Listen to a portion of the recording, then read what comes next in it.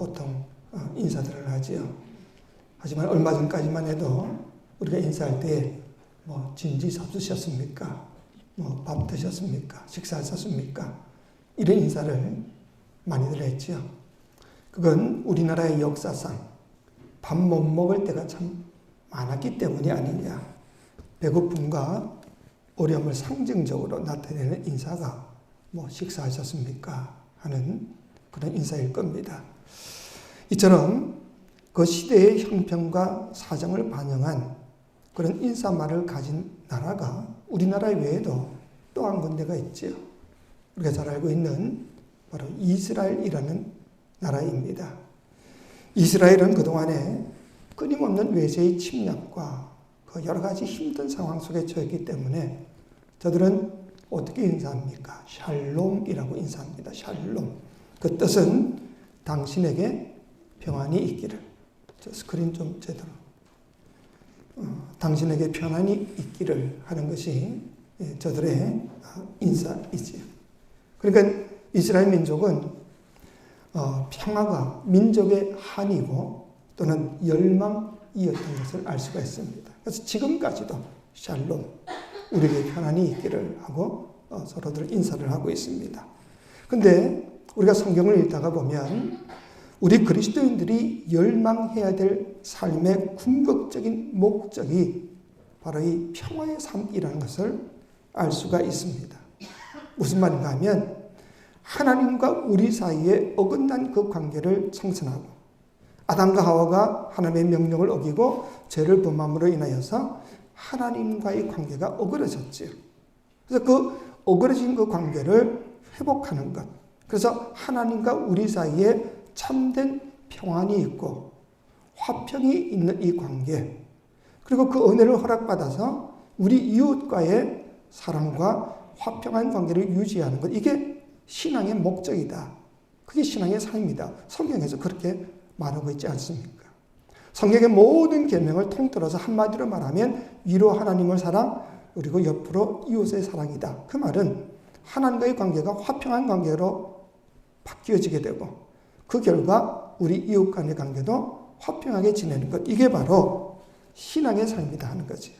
그리고 그 화평과 하나님과 화평하고 이웃과 화평하니까 자연히 내 마음에도 내적인 평화가 임하게 된다. 그게 신앙의 근본이더라 하는 거지. 그래서 갈라디아서 5장 22절에서 보았던 그 성령의 열매, 그 가운데서 이 화평이 바로 이 평안을 말하고 있는 겁니다. 근데 이 모든 가르침을 한 번 더 요약을 하면 이런 이야기죠. 하나님의 평화의 왕이십니다. 그래서 그 하나님을 믿고 의지하고 신뢰함으로 인하여서 하나님과 화목하게 될 때에, 그리고 하나님과 동행하는 삶을 살게 될 때에 그게 신앙의 삶이 된다.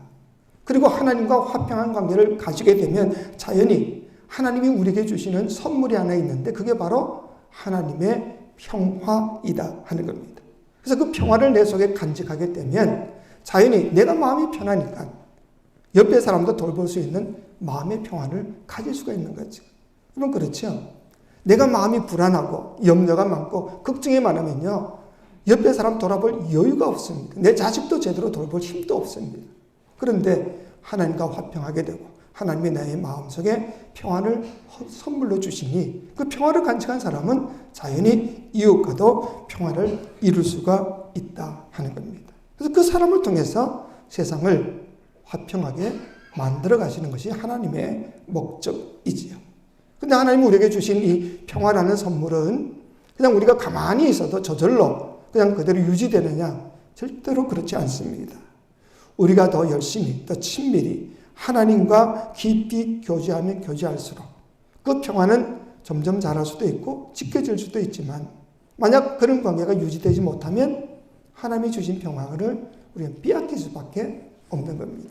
사탄이 와서 빼앗든지 뭐 어떻게 되든지 그것이 사라질 수가 있는 거지요.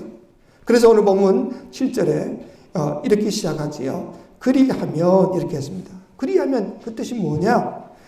우리가 하나님과 깊이 교제하고 기도함으로 하나님과 영적인 교제가 계속되면 그런 뜻입니다. 그러면 하나님은 우리에게 어떤 약속을 주시느냐?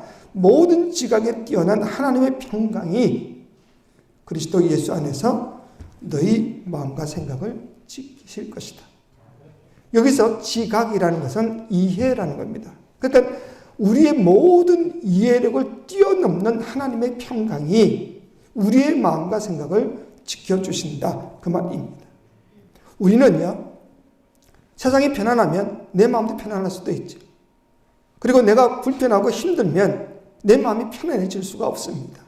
그런데 그런 내 이해력을 뛰어넘는, 아무리 환경이 힘들고 어렵다 할지라도, 환경의 폭풍우가 거세다 할지라도 나는 하나님이 주신 평강을 가지면 우리는 참된 평안을 누릴 수 있음을 믿으시기 바랍니다. 근데 우리가 여기서 끝나서는 안 된다. 하나님이 주신 평안을 나만 누릴 것이 아니라 그 평화를 이웃들에게도 전할 수 있는 평화의 사람으로 우리가 변화되어야 한다는 거죠. 그것을 위해서 노력하는 것이 바로 신앙생활인 겁니다. 그럼 우리는 어떻게 하면 이 평화의 사람으로 우리가 변화될 수가 있을까? 그 인격의 열매에 화평의 열매를 맺는 신실한 신앙인이 될 수가 있을까? 어떤 노력을 해야 되냐?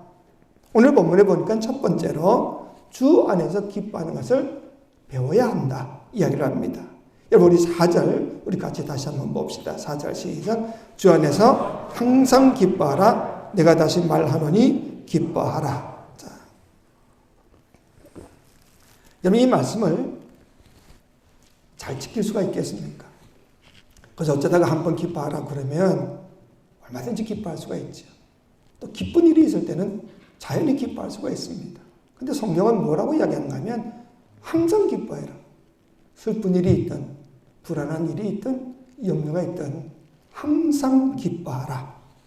근데 우리가 좋은 환경에서야 얼마든지 기뻐할 수 있겠지만 어렵고 힘든 환경 속에서 어떻게 우리가 기뻐할 수가 있겠습니까? 그게 쉬운 일이 아닙니다. 그럼 하나님은 우리에게 어려운 일을 지시하셨냐? 결코 그렇지가 않죠. 우리가 지킬 수 있는 말씀을 우리에게 주셨는데 어떻게 지킬 수 있냐? 바로 그 앞에 뭐라고 이야기합니까? 주 안에서 기뻐하라. 그래서 우리가 얼마든지 감당할 수가 있더라 하는 거지요. 그 앞에 있는 그 1절에도 보면 그러므로 나의 사랑하고 사모하는 형제들 나의 기쁨이요 멸류관이 사랑하는 자들아 이와 같이 주 안에서 서라. 그렇게 했습니다. 그 우리가 주님과의 바른 관계를 갖기 위해서 주 안에서 살아가기 위해서는 당연히 우리가 주님과의 바른 관계를 계속 유지할 수 있어야 된다. 그러니까 모든 일에 있어서 신앙생활의 그 근본적인 그 힘은 어디서 나오냐? 우리가 주 안에 서게 될 때, 즉 주님과의 바른 관계를 가지게 되면 우리는 얼마든지 주의 명령을 지켜 행할 수 있음을 믿으시기 바랍니다. 그렇기 때문에 우리의 신앙생활의 가장 기본은 뭐냐? 주님과의 바른 관계를 반드시 유지할 수가 있어야 한다는 것이죠. 내가 예수 그리스도를 나의 구주로 영접을 하고 한 걸음 더 나아가서 주님께서 내 인생의 참된 주인 되심을 인정함으로 인하여서 그래서 그분을 높이는 삶을 살게 될 때에 그런 관계에 있으면 우리는 얼마든지 항상 기뻐할 수 있음을 믿으시기 바랍니다. 그러니까 항상 기뻐할 수 있는 사람은 뭐냐? 환경을 바라보면 기뻐할 수 없죠. 환경이 아니라 주님을 바라보는 사람. 나를 구원하시고 인도하시고 내 모든 삶을 주관해 주시는 하나님께 초점을 맞추고 살아가는 그 사람은 그 주님 때문에 어떤 일을 당하더라도 기뻐할 수 있음을 믿으시기 바랍니다. 그래서 이 화평, 이 평화는 바로 성령의 열매다 하는 거죠. 성령 안에서, 성령은 주님이시지요. 주님 안에 있으면 얼마든지 맺을 수가 있는 겁니다. 그래서 사도 바울은 성령의 열매를 말하는 갈라디아서 5장 22절 그 앞에 16절에 보면 이런 이야기를 하죠. 내가 이르노니 너희는 성령을 따라 행하라. 성령을 따라서 주님 안에서 주의 명령에 순종하고 그 뜻대로 살아가면 자연히 모든 성령의 열매는 저절로 맺혀질 수가 있더라. 성령은 언제나 주님을 바라보게 하시고 또 주님 안에서 주님을 증거하고 주님의 뜻대로 살 수 있는 힘을 주시는 분이 성령이시지요. 그래서 그 성령을 따라서 주 안에서 주님을 높이고 주의 영광을 위해서 살아가고 주님이 내 인생의 주인 되심을 끊임없이 고백하고 살아가는 사람은 자연의 그 삶 속에는 평안이 열매 맺게 되어져 있다. 믿으십니까? 이런 믿음이 우리에게 있어야 한다는 거죠. 어떤 화가가 제 자녀들을 데리고 그림을 그립니다. 그리고는 이야기하죠. 얘들아, 오늘 내가 평화라는 주제를 가지고 내가 그림을 한번 그려보마. 그리고는 이 아버지가 그림을 그리는데 폭풍과 몰아치는 그런 거친 바다를 그리는 겁니다. 그랬더니 딸이 아빠, 이런 폭풍과 치는데 무슨 평화가 있단 말이에요. 그랬더니 잠시 기다려봐. 그리고는 그 폭풍과 치는 험난한 그 파도 위에 금방 쓰러질 것 같은 배를 또 하나 그립니다. 딸이 또 이해가 안 돼서 아빠, 도대체 여기에 무슨 평화가 있어요? 그때 또 잠시 기다려봐. 그리고는 그 배를 금방 쓰러질 것 같은 그 배 안에 타고 있는 그 승객들을 그리는데 그 승객들의 얼굴은 하나같이 편안한 얼굴로 있는 겁니다. 그래서 이 딸이 또 이해가 안 돼서 아빠, 이렇게 파도가 몰아치고 쓰러질 것 같은 배 안에 탄 저 승객들은 왜 저렇게 얼굴이 편안해요?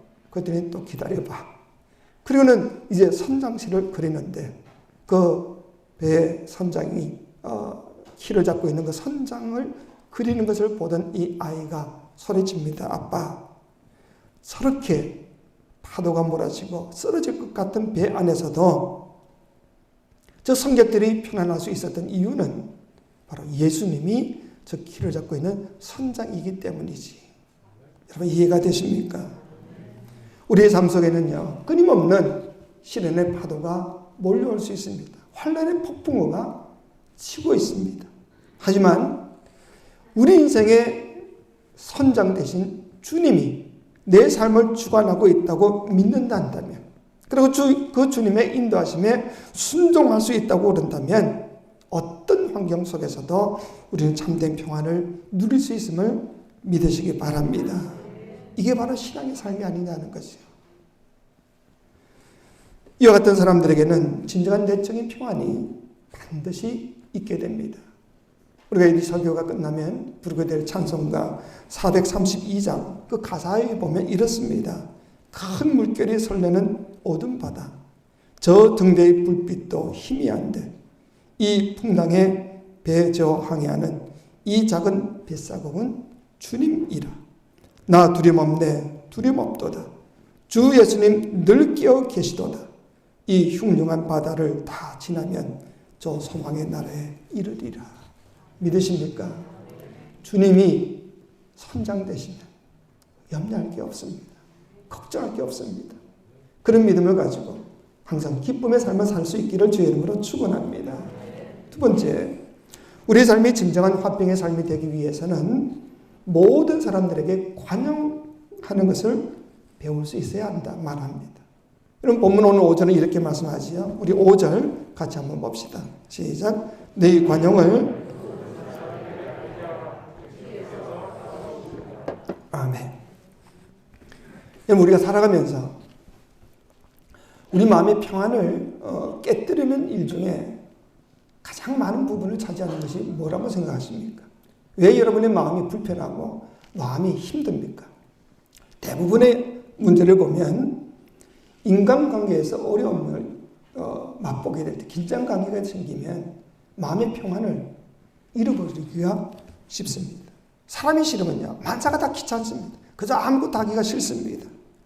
이런 인간관계의 어려움은요, 아무리 친한 사람이든지, 부부관계에 있어서도 얼마든지 일어날 수 있는 일이죠. 인간관계의 상처와 그 긴장이라는 것은 모든 사람에게 다 우리가 받을 수 있는 일이다 하는 것이죠. 우리 성도들 간에서도 역시 마찬가지입니다. 그 이유는 뭐냐? 우리 인간의 그 죄성과 연약함 때문에 그럴 수밖에 없다는 거죠. 빌립보서는요, 사도 바울이 로마 감옥에 갇혔을 때에 그 빌립보 교회, 자기가 개척했던 빌립보 교회에다가 쓴 편지가 빌립보서입니다. 근데 그 편지를 쓴 이유 중 하나가 뭔가 하면 그 성도들 간의 그 긴장관계, 어려움, 있다는 소문을 아마 들었던 것 같습니다. 그래서 사도 바울이 이 편지를 썼다 하는 겁니다. 그 내용이 어디 나온가 하면 그 2절에 보면 내가 유오디아를 권하고 순두개를 권하노니 주 안에서 같은 마음을 품어라. 오늘 4장 그 2절 그 앞에 보면 그렇게 이야기하죠. 내가 유오디아를 권하고 순두개를 권하노니 주 안에서 같은 마음을 품어라. 근데 이 유오디아나 순두개는요 여성 이름입니다. 여자들이다 하는 거죠. 아무리 그래도 좀 여자들이 감정적으로 좀 예민하기 때문에 쉽게 상처를 받을 수도 있고 또 받았던 상처를 오랫동안 기억하는 그런 경향이 좀 있을 겁니다. 근데 사도 바울이 볼 때는 이 두 사람이 교회에 아주 중추적인 역할을 감당해야 되고 교회 모든 사람들을 이끌어야 될 지도적인 사람들인데 이 둘 사이에 긴장 관계가 있고 갈등 관계가 있다고 한다면 이건 결코 옳지 않다. 그래서 주 안에서 같은 마음을 품어라. 그렇게 지금 권면을 하고 있는 겁니다. 그리고 여기서 끝나지 않고 오늘 우리 본문에서 보았듯이 5절에 보니까 너희 관용을 모든 사람에게 알게 하라. 주께서 가까우시니라 말씀을 합니다. 모든 사람, 우리가 관용을 베풀어야 될 대상이라는 것은 어느 특정한 사람, 내 부인이든지 무슨 어떤 특정한 사람이 아니라 모든 사람에게 관용을 베풀라 이야기합니다. 좀 전에도 제가 이야기했듯이 우리가 마음의 상처를 받는 것은요 모든 사람에게 다 받을 수가 있습니다. 그러니 관용도 모든 사람에게 베풀 수 있어야 된다. 그래야 너희 마음이 화평을 유지할 수가 있다. 이 말입니다. 근데 성경학자에 의하면 이 관용이라는 이 헬라 단어 에피에이케스라는 이 단어는요 번역이 아주 어려운 단어라고 합니다. 그래서 영어 성경에 보면 이 단어를 여러 가지 단어로 번역을 해놓고 있습니다. 어떤 사람은 yielding spirit 무슨 말인가 하면 더 큰 목적과 비전을 위해서 자기 의견을 기꺼이 포기할 수 있는 자세. yielding이라는 것은 좀 굴복하다는 뜻도 있지만 기꺼이 내가 굴욕적이라 하더라도 포기할 수 있는 자세, 양보하는 자세. 그런 것이 관용이다. 또 어떤 사람은 gentle spirit에서 상대방이 나를 어떻게 대하든지 그에게 부드럽게 대하는 자세. 또 어떤 사람은 이 forgiving spirit, 상대방의 약점과 허물을 알고도 그것을 듣고 용서하는 자세. 이런 여러 가지 번역을 해두고 있습니다. 한마디로 말하면 어떤 상황 속에서도 너그럽게 받아들일 수 있는 그게 바로 관용이다. 이런 이야기이지. 그러면 우리가 모든 사람에게 이 관용을 베풀어야 될 그 이유가 뭐냐? 성경은 뭐라고 이야기하고 있습니까? 주께서 가까우시니라 그렇게 말합니다. 이 말은 주의 재림이 가깝다. 그 말일 수도 있겠지만 깊이 들어가 보면 내가 주님 앞에 설 날이 가까워지고 있기 때문에 그렇다. 쉽게 이야기하면 너 죽을 날 얼마 남지 않아서 이 이야기입니다. 우리가 곧 죽어서 주님 앞에 서게 될 때 여러분들은 주님 앞에 무슨 말씀을 하시겠습니까? 주님 안녕하십니까? 그렇게 인사하시겠어요? 저는 아마 얼굴도 들지 못하고 얼굴 푹 숙여서 똑바로 쳐다보지도 못할 겁니다. 그리고는 주님 뵈고 나니까 지나온 날이 너무너무 죄송합니다. 그런 말을 하지 않겠습니까? 내가 얘는 써봤지만 내가 잘못한 부분이 너무 많습니다. 그래서 주님 나를 용서하시고 나에게 관용을 베풀어 주옵소서. 그런 말 하지 않겠습니까? 그때 주님은 아마 이런 말을 할 수가 있을 겁니다. 지금 이 순간 너가 나에게 바라고 있는 그 관용을 너는 세상에 살 동안에 얼마나 많은 사람에게 베풀었느냐. 내가 너에게 가르쳐준 기도도 있지. 주기도문에 보면 우리가 우리에게 잘못한 사람을 용서해 준 것 같이 우리 죄를 용서해 달라고 그렇게 기도를 시켜주었는데 너가 나에게 용서를 구하기 전에 너는 살아있을 동안에 얼마나 많은 사람에게 용서를 베풀고 관용을 베풀었는지 한번 생각해 보아라. 그러면 여러분 어떻게 하시겠습니까? 우리 모두 다 주님 앞에 반드시 설 날이 있을 겁니다. 주님 앞에 설 때는요. 떳떳하게 주님 나 이렇게 잘 살고 왔어요. 자신 있게 이야기할 사람 누가 있겠습니까? 주님은요, 의인은 없나니 한 사람도 없다고 그랬습니다. 다 주님 앞에 부끄러운 죄인들입니다. 그때 주님의 용서를 받기 위해서라도 우리가 지금 우리 주변에 있는 사람들을 관용하고 용서하는 삶을 사는 것이 좋지 않겠냐. 그리고 그 관용하는 삶 속에 참된 평화가 있음을 믿으시기 바랍니다. 내가 용서하고 내가 먼저 관용하게 되면 내 마음이 편안하니까 주변 사람들에게도 얼마든지 평화의 삶을 유지해 갈 수가 있기 때문에 그런 겁니다. 그리고 세 번째 마지막으로 우리가 평화의 삶을 추구하려면 기도하라 합니다. 기도하라. 기도로 염려를 극복하는 법을 배워야 하지요. 오늘 본문 6절에 이렇게 말씀합니다. 우리 같이 한번 봅시다. 6절 시작. 아무것도 염려하지 말고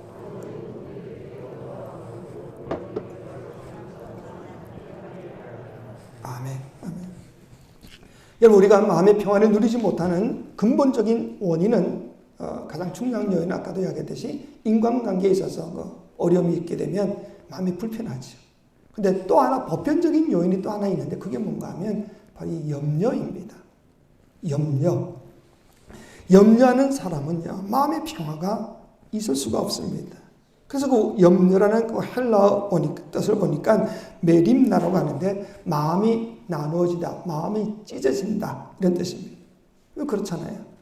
염려하기 시작하면요, 온갖 생각이 다 가지를 치게 됩니다. 이 생각, 저 생각하다가 결국은 없는 것까지 다 끌어당겨가지고 염려하다 보면 마음이 다 갈라져서 결국은 정신분열증에까지 이를 수가 있는 겁니다. 그래서 이 염려가 얼마나 파괴적이고 무서운가 하는 것을 우리가 알아야 합니다.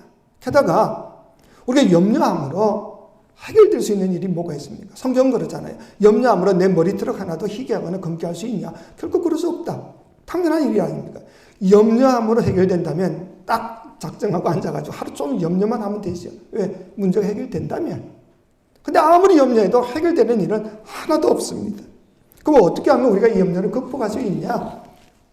6절에 보니까 아무것도 염려하지 말라. 하나님이 염려하지 말라. 염려하는 것을 중단하라. 우리에게 명령하고 계십니다. 그리고는 그 염려하는 그 모든 것들을 기도와 간구의 제목으로 삼아라. 기도하라. 그렇게 이야기합니다. 너가 염려함으로 해결되는 것은 없어. 내게 맡겨. 그 말 아닙니까? 그렇기 때문에 살다가 염려거리가 생기면 그때는 내가 염려할 것이 아니라 내가 기도할 제목이 생겼구나. 그리고는 기도부터 하라. 그 말이죠. 근데 그 기도는 그냥 하나님 내 이런 어려움이 있어요. 그렇게 하는 일상적인 기도가 아니라 형식적인 기도가 아니라 간구가 되도록 하라. 즉 이 간구라는 것은요, 간절히 구하는 겁니다. 무슨 말인가 하면 내 마음의 염려가 나에게서부터 떠날 때까지, 그리고 하나님께서 하나님의 그 평강이 내 심령을 붙들어 주심으로 내가 참된 평안을 맛볼 때까지 그렇게 엎드려서 주님 앞에 간절히 간구하라. 지속적으로 구하라. 이런 의미입니다. 그렇게 되면 어떻게 되느냐? 7절에 이렇게 이야기하죠. 우리 7절 같이 봅시다. 시작. 그리하면 모든 지각에 뛰어난 하나님의 평강이 그리스도 예수 안에서 너희 마음과 생각을 지키시리라. 아멘. 아멘. 여기 이 말씀을 잘 보세요. 내가 그렇게 기도와 간구를 하면 내가 내 모든 염려를 없애주마. 그런 말이 없습니다. 염려했던 일들이 갑자기 사라진다는 약속도 없습니다.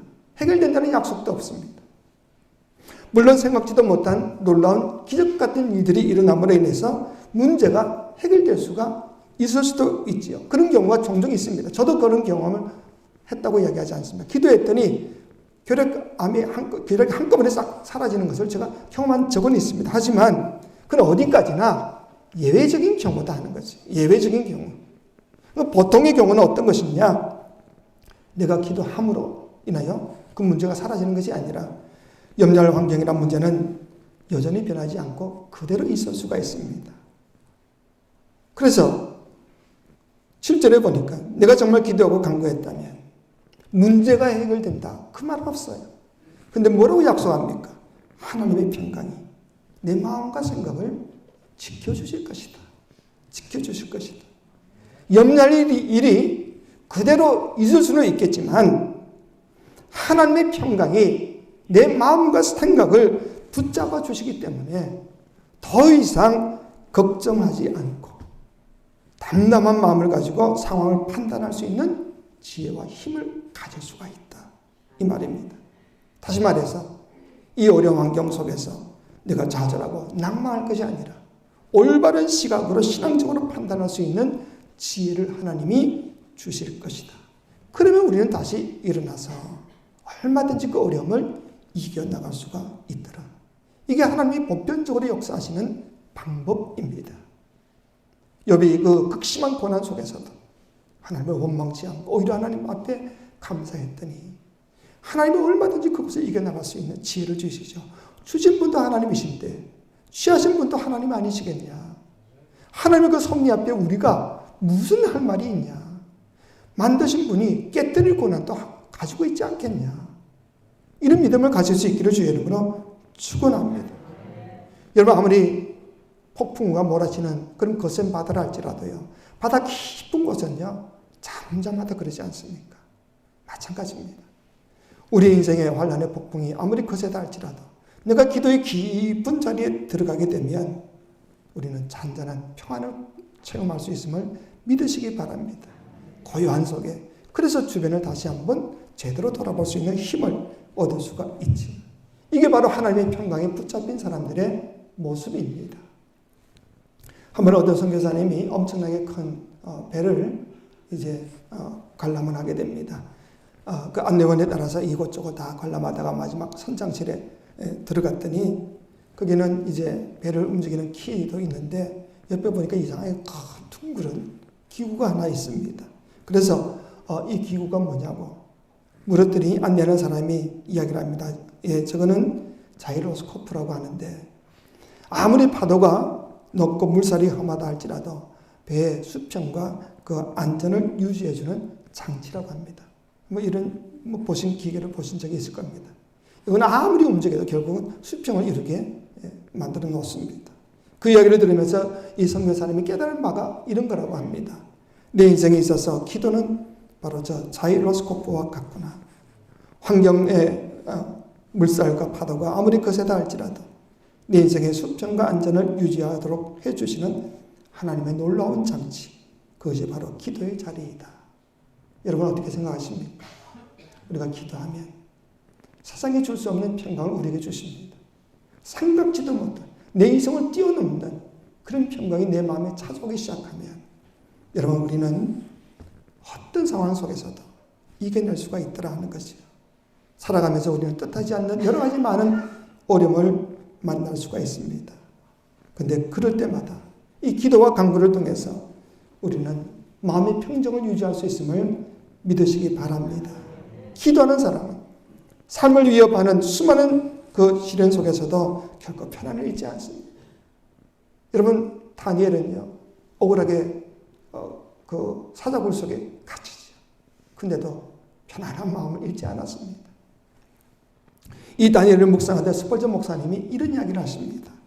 다니엘이 사자굴 속에서 편안히 잠을 자는 동안 저 하늘의 궁전에서는 하나님이 다니엘을 지키기 위해 잠을 이루지 못하고 계셨다. 좀 지나친 말인지는 몰라도 저는 얼마든지 가능한 이야기라고 생각합니다. 왜 성경에 보면 하나님은 춤을 졸지도 아니하시고 주무시지도 않는다고 말씀하지 않습니까? 이유가 뭐냐?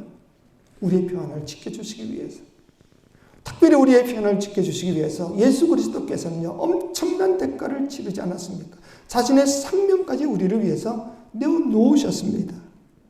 십자가 위에서 자기의 모든 피와 물을 다 쏟으시고 생명까지 우리에게 주신 그 이유는 하나님과 우리 사이의 평안을 누리고 이웃 간의 평안을 맛보게 하기 위해서가 아니냐 하는 거지.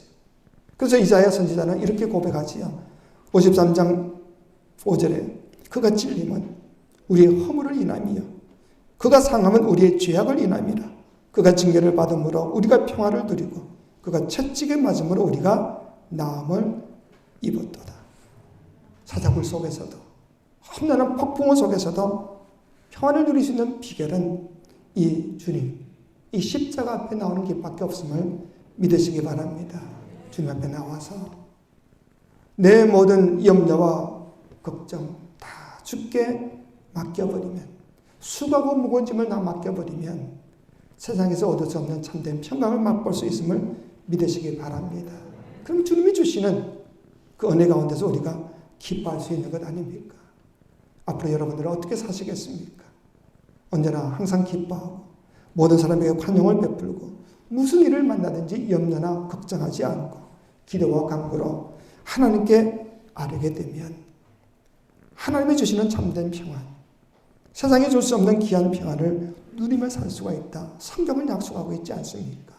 이 약속의 말씀을 굳게 붙잡고 주 안에서 주시는 참된 평안 속에 살아가는 저와 여러분 되시기를 주의 이름으로 축원합니다.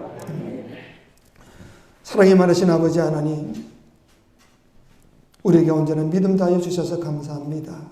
언제나 주 안에서 기뻐하며 모든 사람에게 관용하며 염려와 걱정 근심 접어두고 오직 기도와 간구로 하나님께 아뢰므로 인하여 하나님이 주시는 참된 평안을 맛보며 살아가는 우리 모두가 되게 도와주옵소서. 예수님의 이름으로 기도하옵나이다. 아멘.